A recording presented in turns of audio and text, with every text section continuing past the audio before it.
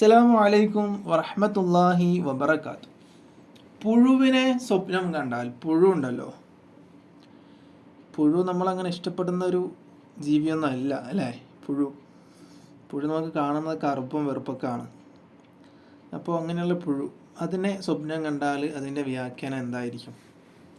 അത്ര പേടിക്കാനുള്ള സ്വപ്നം എന്നല്ല. പുഴുവിനൊക്കെ ചെറിയ കുട്ടികൾക്ക് പേടിയാണ്, വലിയ ആൾക്കാർക്ക്, ചില ആൾക്കാർക്ക് പേടി എന്ന് പറയുമ്പോൾ ചില പുഴുക്കളെ തൊട്ട് നമുക്ക് ചൊറിച്ചിലൊക്കെ പിടിക്കും, നല്ല കയ്യിലൊക്കെ ഓരോന്നും പൊന്തും, അങ്ങനെയുള്ള പുഴുക്കളൊക്കെ ഉണ്ട്.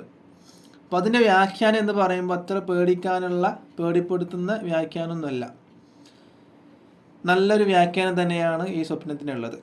ഇത് സംബന്ധിച്ചിട്ട് മഹാനായ അലിയുൽ കുതുബി എന്നവർ തന്നെ അവിടുത്തെ ഒരു കിതാബിൽ 121 പേജിൽ പറയുകയാണ്, ഒരാൾ ഉറക്കിൽ പുഴുവിനെ സ്വപ്നം കണ്ടാൽ അതിൻ്റെ വ്യാഖ്യാനം പെൺകുട്ടി എന്നാണ്.